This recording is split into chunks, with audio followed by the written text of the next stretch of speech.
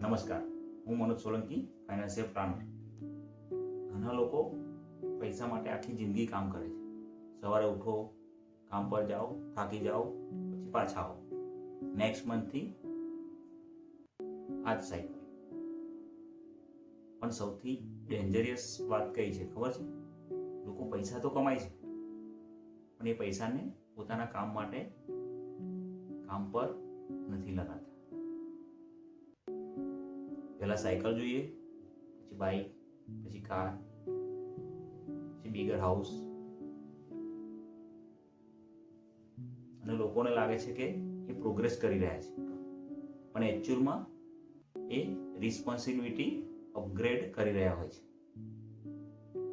એક સવાલ પૂછું, જો તમે 3 મહિના કામ ના કરો તો તમારી ઇન્કમ ચાલુ રહેશે? ઘણા લોકો પાસે સેલરી છે, પણ સિસ્ટમ નથી. અને આ જ રીઝન છે કે એમને આખી જિંદગી કામ કરે છે, ફાઇનાન્શિયલી ફ્રી થતા નથી. સમજદાર લોકો માત્ર સેલેરી પર ડિપેન્ડ રહેતા નથી.